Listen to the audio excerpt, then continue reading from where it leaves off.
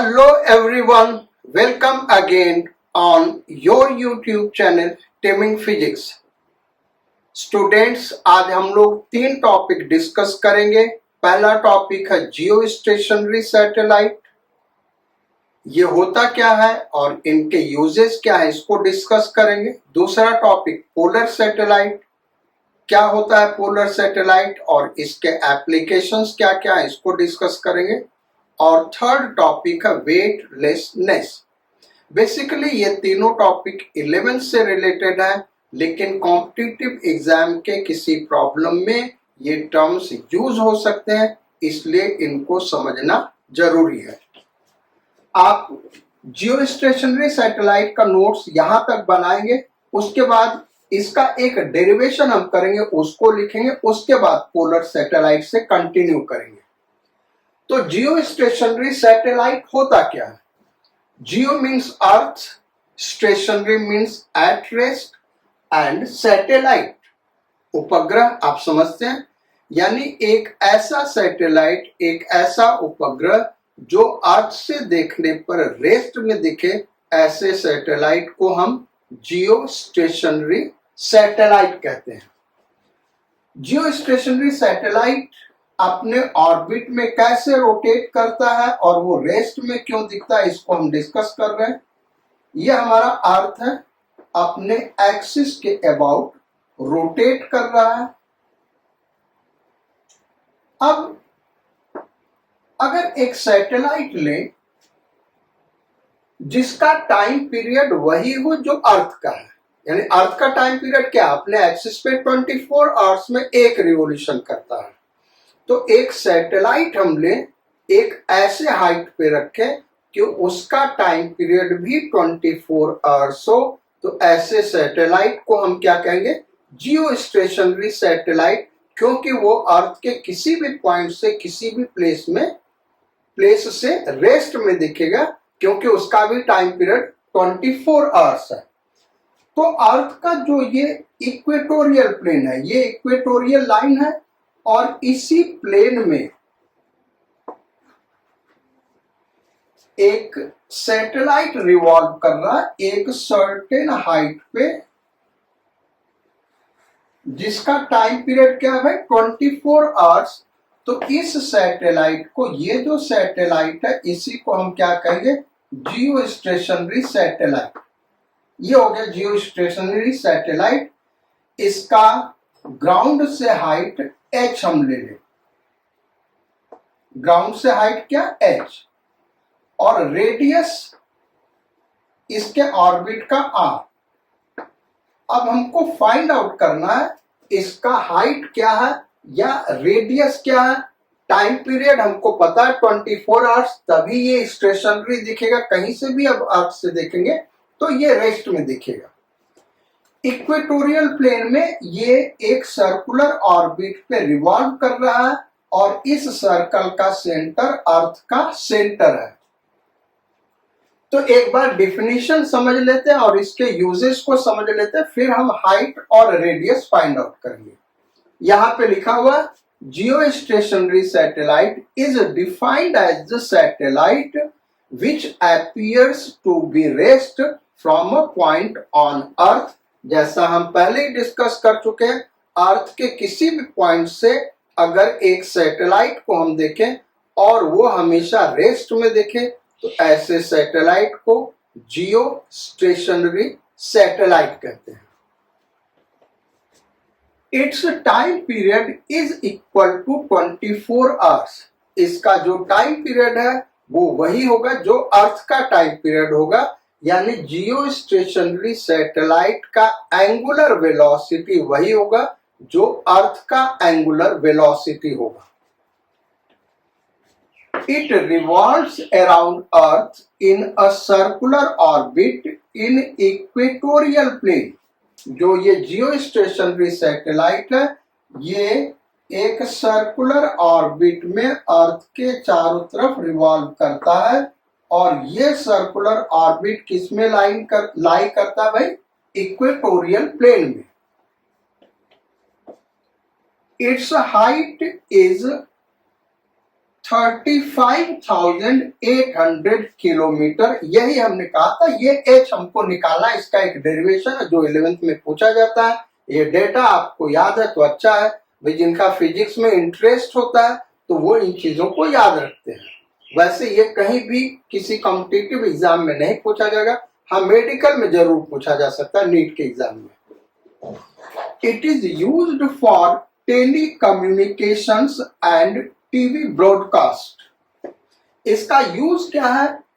Telecommunication में use करते हैं और टीवी ब्रॉडकास्ट में यूज करते हैं। क्यों इसका यूज है? इसके बिना क्यों नहीं काम चल सकता? इसका एक सिंपल सा रीजन हम बता रहे हैं क्यों ऐसा होता है। बेसिकली जो टीवी ब्रॉडकास्ट है या टेलीकम्युनिकेशन, जैसे आपका मोबाइल फोन कम्युनिकेशन है, ये सब हाई फ्रीक्वेंसी पे होता है। तो हाई फ्रीक्वेंसी पे होता है तो ये हम अर्थ ले लें। अब हाई फ्रीक्वेंसी की जो वेव है वो स्ट्रेट लाइन में मूव करते, इसको हम क्लास 12th में डिस्कस करेंगे जब टेलीकम्युनिकेशन लास्ट चैप्टर पढ़ाएंगे। यहां थोड़ा सा हम बता देते हैं। तो ये सपोज कर लो एक टावर है और यहां पे टीवी हमको देखना है, इस पॉइंट पे टीवी देखना है। तो इससे जो भी वेव निकलेगी वो स्ट्रेट लाइन पे मूव करेगी। ऐसे ये ऐसे जा सकती है, ऐसे जाएगी, ऐसे इन डिफरेंट डायरेक्शंस में ये वेव जा रही होगी।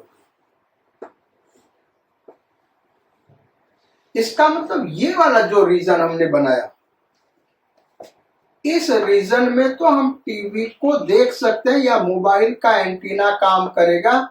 इससे दूर आप चले जाओगे तो ये वेव हम कैच नहीं कर सकते। जैसे इस पॉइंट पे आ गए, इस पॉइंट पे इस वेव को हम रिसीव नहीं कर पाएंगे क्योंकि ऐसे सीधे निकल जाएगा, बेंड नहीं करेगा। तो अब इसके लिए ऑप्शन क्या है? हमारे पास दो ऑप्शन है, या तो यहाँ पे एक एंटीना ऊंचा सा लगा दे, जैसा कि आप देखते होंगे गांव में ऊंचे ऊंचे एंटीना लगे होते हैं टीवी के सिग्नल को रिसीव करने के लिए। और या फिर एक और तरीका है, ये हाई फ्रीक्वेंसी का वेव जो ऊपर जा रहा है ये आयनोस्फीयर से रिफ्लेक्ट होता है। यहां पे आयनोस्फीयर है। अब ये क्या होता है भाई, ये हम क्लास 12th में आपको डिटेल में पढ़ाएंगे। आयनोस्फीयर से ये वेव जाके रिफ्लेक्ट होता है, नहीं जो लो फ्रीक्वेंसी का वेव होगा वो यहां से रिफ्लेक्ट हो जाएगा। लेकिन जो टीवी का सिग्नल है या मोबाइल का सिग्नल है, इसका फ्रीक्वेंसी इतना हाई होता है कि ये इससे रिफ्लेक्ट नहीं होगा बल्कि इसको पेनिट्रेट करके आगे निकल जाएगा। तो हम क्या करते हैं, यहां पे एक सैटेलाइट लगा देते हैं। और सैटेलाइट बेसिकली वो यहां पे नहीं लगेगा, यहां इस पॉइंट पे लगेगा इक्वेटोरियल प्लेन में, क्योंकि जियो स्टेशनरी सैटेलाइट यहीं पे हो सकता है। ये सैटेलाइट क्या करेगा, यहां से ये जो वेव निकला इसको इंटरसेप्ट करेगा, रिसीव करेगा और फिर ये वेव अर्थ पे भेजेगा। तो अर्थ के डिफरेंट पॉइंट पे इसको रिसीव किया जा सकता है। ये है हमारा टेलीकम्युनिकेशन में और टीवी ब्रॉडकास्ट में जियो स्टेशनरी सैटेलाइट का यूज। अब 3 जियो स्टेशनरी सैटेलाइट अगर अर्थ के ऊपर हम लगा दें तो ये पूरे अर्थ को कवर कर लेगा, क्योंकि जो सिंगल जियो स्टेशनरी सैटेलाइट है वो करीब करीब अर्थ के 1/3 पोर्शन को कवर करता है। ये हमारा अर्थ है। जियो स्टेशनरी सैटेलाइट यहां पे है, तो ये जो भी वेव रिसीव करेगा इस रीजन में भेजेगा, यहां से यहां तक भेजेगा, इस रीजन को कवर कर लेगा। ये कवर कर लिया हमारा यहां से लेके यहां तक। ऐसी एक जियो स्टेशनरी सैटेलाइट हम इधर लगाएंगे, ये इस रीजन को कवर करेगा।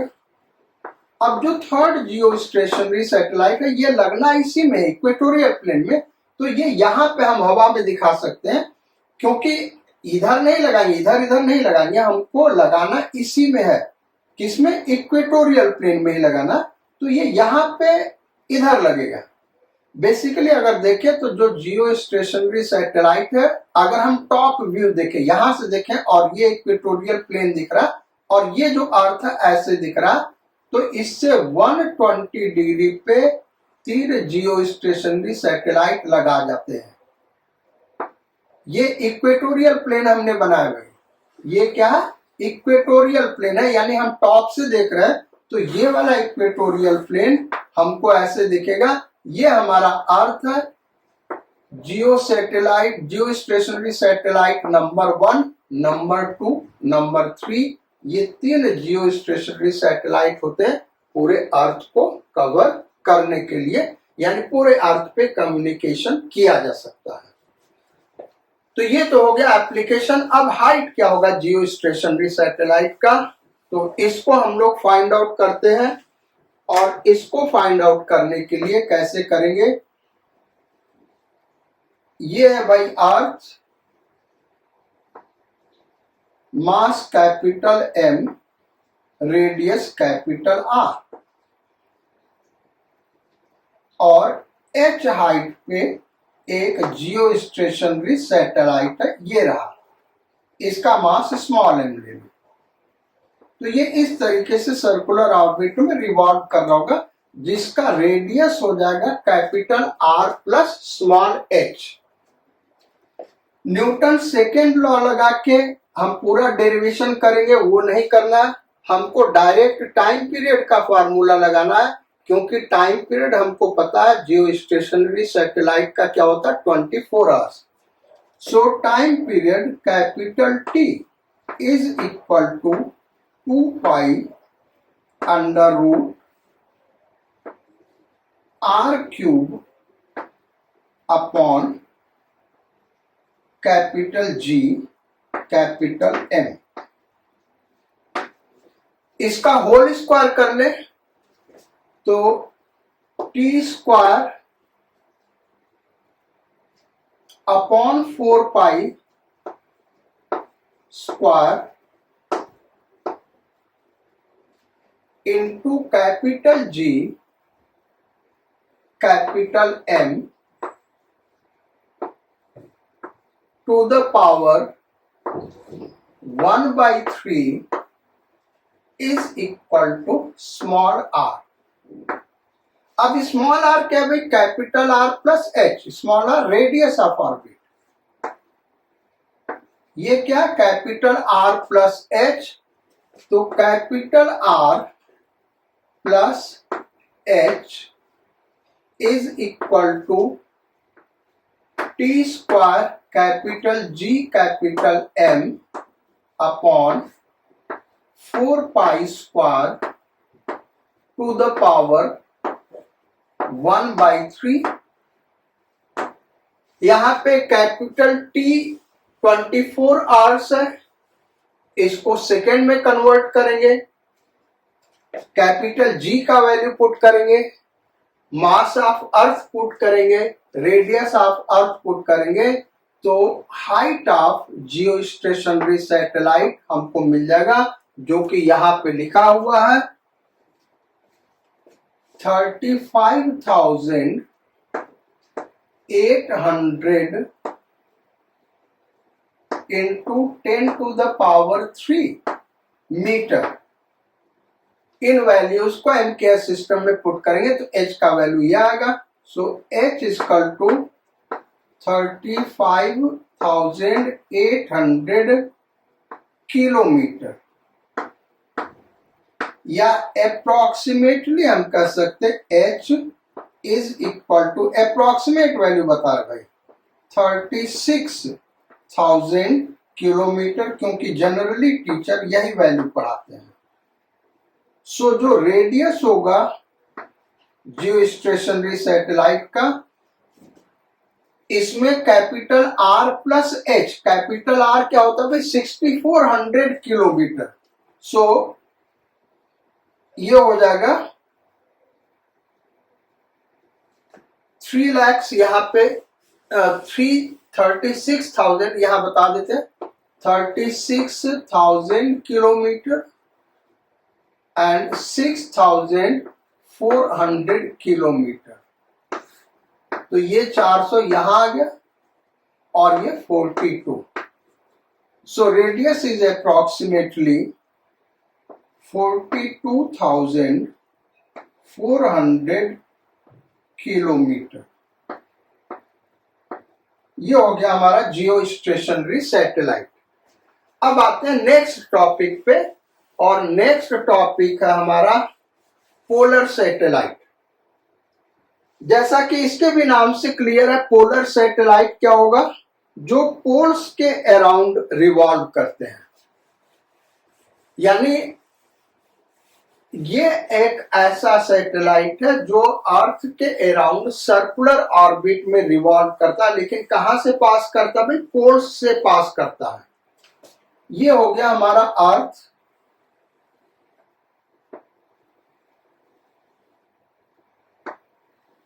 अर्थ रिवॉल्व कर रहा अपने एक्सिस के अबाउट, और जो पोलर सैटेलाइट है ये इस वर्टिकल सर्किल में रिवॉल्व करते हैं ऐसे, नॉर्थ पोल और साउथ पोल से पास करते हुए इस तरीके से रिवॉल्व करते हैं। तो ऐसे सैटेलाइट को हम क्या कहते हैं? Polar satellite. ये सैटेलाइट हमने यहां पे बना दिया, ये है हमारा सैटेलाइट। इसका सेंटर वही है जो अर्थ का सेंटर है। अब पोलर सैटेलाइट है क्या, यहां पे हम बताते हैं बेटा आपको। Polar satellite, these are low altitude satellites. Low altitude का मतलब क्या? 500 किलोमीटर टू 800 किलोमीटर। यानी जो पोलर सैटेलाइट्स है इनका यूज 500 किलोमीटर टू 800 किलोमीटर है, यानी जियो स्टेशनरी सैटेलाइट से बहुत ही कम है। उसका हाइट क्या? 36,000 किलोमीटर, और इसका क्या? 500 किलोमीटर टू 800 किलोमीटर। दूसरा डिफरेंस क्या है? जो जियो स्टेशनरी सैटेलाइट है वो इक्वेटोरियल प्लेन में रिवॉल्व करता है, जबकि पोलर सैटेलाइट्स ये पोल्स से पास कर रहा, नॉर्थ पोल और साउथ पोल से पास करने वाले वर्टिकल सर्कल में रिवॉल्व कर रहा है। So they go round the poles of earth. Earth के पोल्स से पास करते हैं, इसीलिए इनको हम पोलर सैटेलाइट कहते हैं। अब इनका यूज क्या है? It's time period is of order of 10 to the power 100 minute. क्योंकि इसका हाइट बहुत कम है तो इसका टाइम पीरियड कम होता है, तो 10 to the power 2 मिनट्स यानी 100 मिनट्स के ऑर्डर का होता है। It is used for remote sensing, meteorology and environmental studies of अर्थ।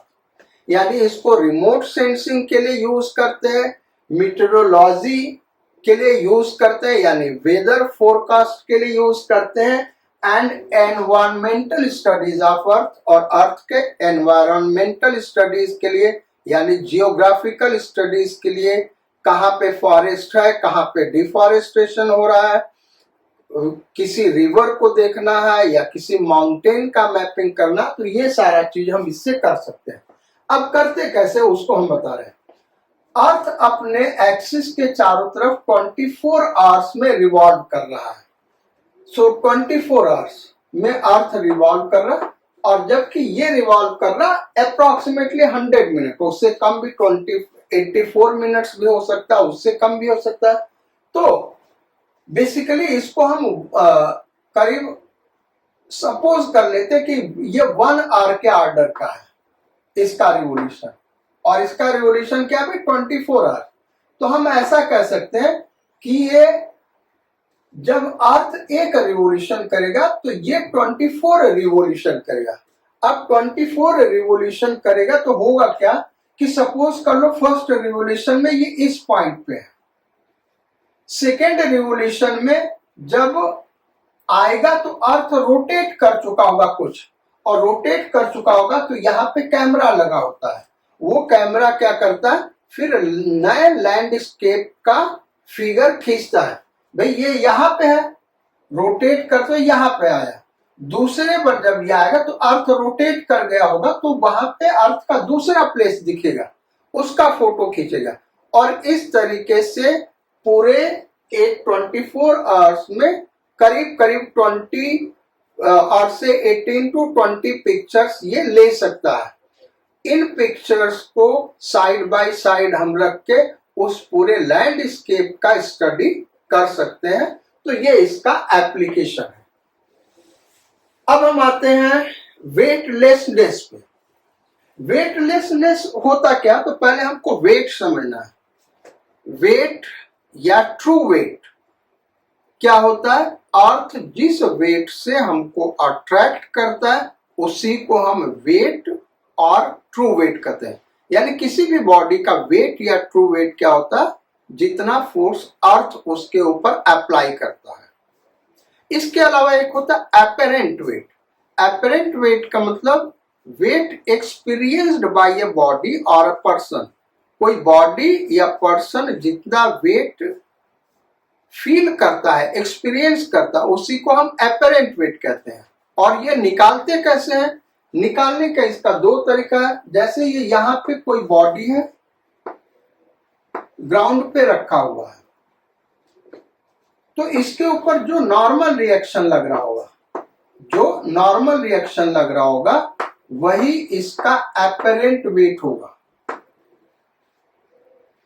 दूसरा मेथड है स्प्रिंग बैलेंस। ये एक स्प्रिंग बैलेंस है। यहां पे mg ऐसे लग रहा होगा और ये रीडिंग रीड करेगा यहां से kx। तो ये जो रीडिंग है या ये जो रीडिंग है इसी को हम क्या कहते हैं? Apparent wait. अब बॉडी अगर रेस्ट में है तो जो एपरेंट वेट है वो ट्रू वेट के बराबर होगा। एपरेंट वेट ट्रू वेट के बराबर होगा। लेकिन अगर हमारा बॉडी एक्सेलरेटेड है या इसका और भी बहुत सारा रीजन हो सकता है, जैसे बायंसी है, उस केस में जो एपरेंट वेट है वो ट्रू वेट से डिफरेंट होगा। सो अगर एपरेंट वेट 0 हो जाए तो हम उसी को कहते हैं वेटलेसनेस। अब वेटलेसनेस कैसे डिफाइन किया बेटी? When apparent weight of a body is 0 the body experiences weightlessness. Apparent weight is defined as the normal reaction acting on a body or reading of spring balance। तो weightlessness क्या होता है इसको हम समझना चाहते हैं।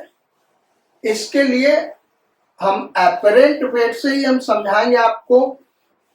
एक तो ऑलरेडी हम बता चुके हैं एपरेंट वेट इन लिफ्ट, दूसरा सैटेलाइट में, आर्टिफिशियल सैटेलाइट में क्या होता है एपरेंट वेट, ये डिस्कस करेंगे। तो लॉज ऑफ मोशन में हमने ये ऑलरेडी डिस्कस किया हुआ है। ये एक लिफ्ट है, ए एक्सेलरेशन से नीचे जा रहा है और यहाँ पे कोई बॉडी रखा हुआ या कोई पर्सन खड़ा है जिसका मास m है। इसका जो ट्रू वेट होगा mg डाउनवर्ड लग रहा होगा। एपरेंट वेट नॉर्मल रिएक्शन से हम रीड कर सकते हैं n। अब इसके ऊपर न्यूटन सेकेंड लॉ लगाएं तो एक्सेलरेशन के डायरेक्शन में जो फोर्स होगा पॉजिटिव, एक्सेलरेशन के अपोजिट जो फोर्स होगा negative, is equal to mass into acceleration. So n is equal to m g minus a। यही एपरेंट वेट है। अब एपरेंट वेट 0 हो जाए तब हम कहेंगे वेटलेसनेस है। एपरेंट वेट क्या हो जाए? 0।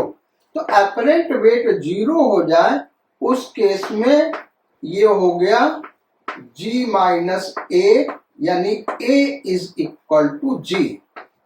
फ्री फॉलिंग लिफ्ट में हम वेटलेसनेस एक्सपीरियंस करते हैं।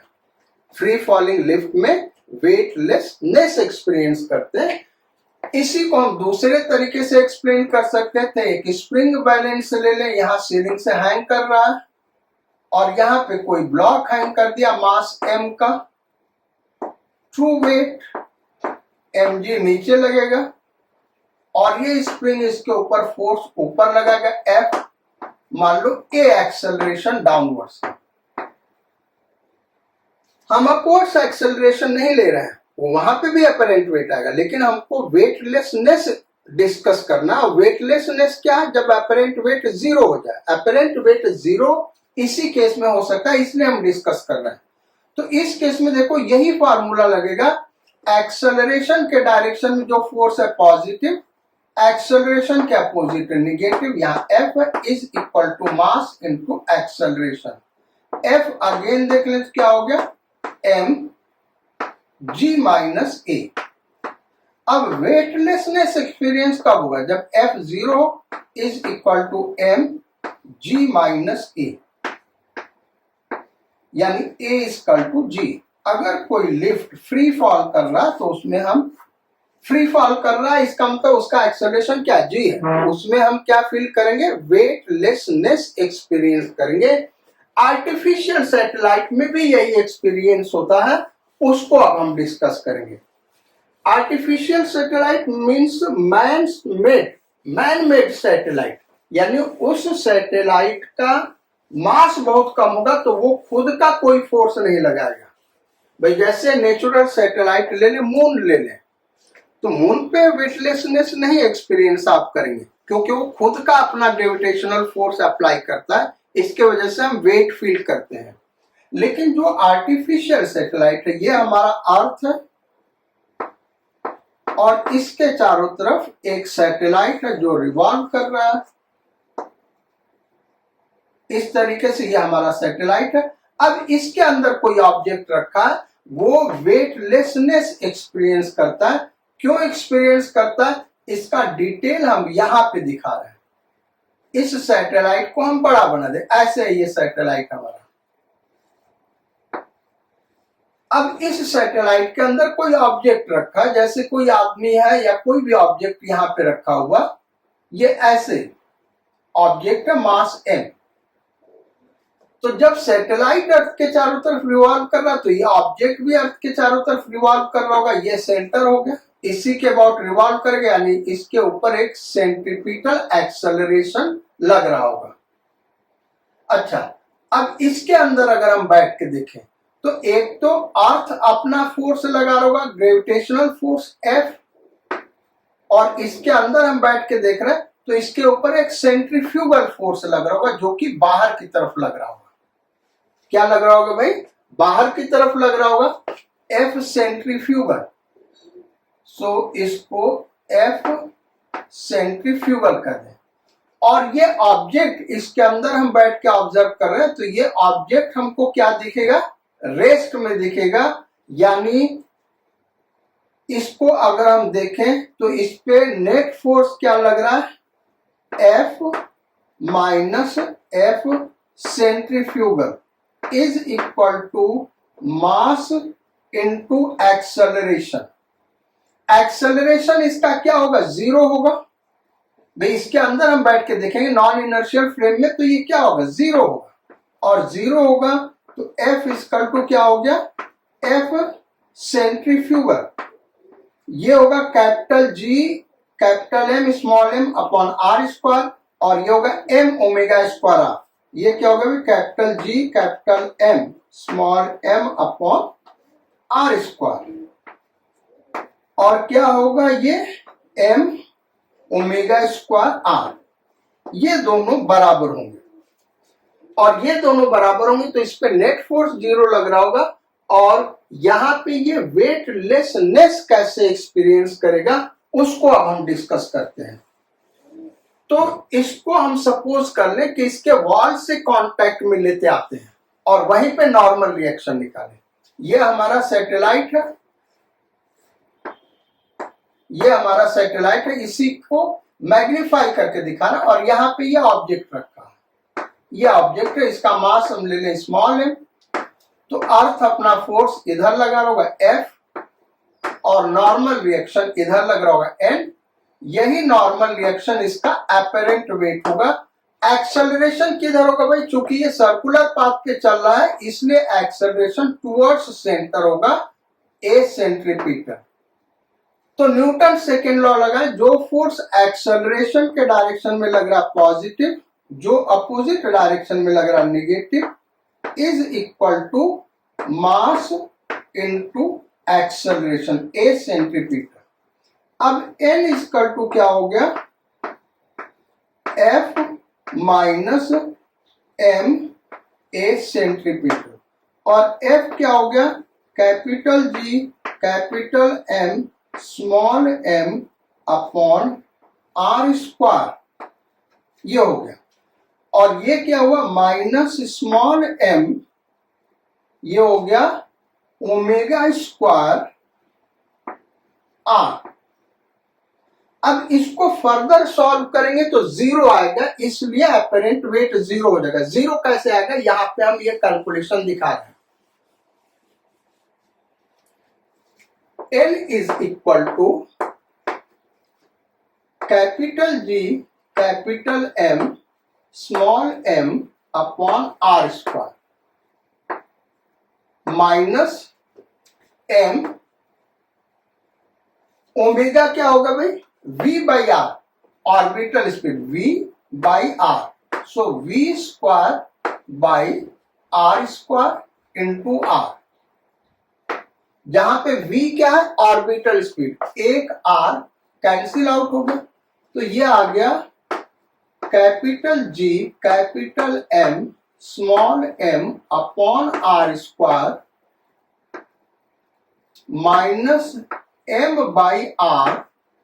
ऑर्बिटल स्पीड का फार्मूला होता है under root capital G capital M by R, और ये इसका होल स्क्वायर है। तो ये आ गया capital G capital M small m upon R square minus, ये सॉल्व करोगे तो capital G capital M small m upon R square, यानी नॉर्मल रिएक्शन क्या हो गया, जीरो, यानी अपरेंट वेट जीरो हो गया, यानी ये बॉडी वेटलेसनेस एक्सपीरियंस करेगा। तो कोई भी बॉडी आर्टिफिशियल सैटेलाइट में रखा हुआ है तो वो क्या फील करेगा भाई, वेटलेसनेस एक्सपीरियंस करेगा। इसको एक्सप्लेन करने का एक और तरीका है, ये तो हमने प्रूफ करके दिखाया है, लैंग्वेज में एक्सपीरियंस एनसीईआरटी में किया हुआ है, उतना कन्विंसिंग नहीं लगता है, उतना समझ में नहीं आता, लेकिन उसको भी हम बताते हैं। देखो, अगर कोई फ्री फॉलिंग बॉडी है तो वेटलेसनेस एक्सपीरियंस करता, जैसा कि अभी हमने लिफ्ट के केस में देखा है। तो जो सैटेलाइट अर्थ के चारों तरफ रिवॉल्व कर रहा है वो भी एक फ्री फॉलिंग बॉडी है, क्योंकि उसका भी एक्सेलरेशन वही होगा जो वहां पे एक्सेलरेशन ड्यू टू ग्रेविटी होगा।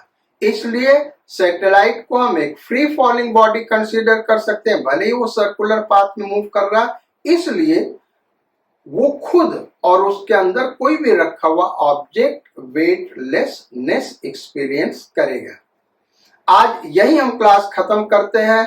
जो नए व्यूअर्स हैं हमारे चैनल को सब्सक्राइब और लाइक जरूर करें और दूसरे फ्रेंड्स को रिकमेंड करें। कीप डूइंग हार्ड लेबर से बढ़ के कुछ नहीं है, जितना ही मेहनत करोगे उतना ही आप पढ़ाई में अच्छे होगे। सो नेक्स्ट क्लास में मिलते हैं। Sayonara, God speed and Bon वॉयेज।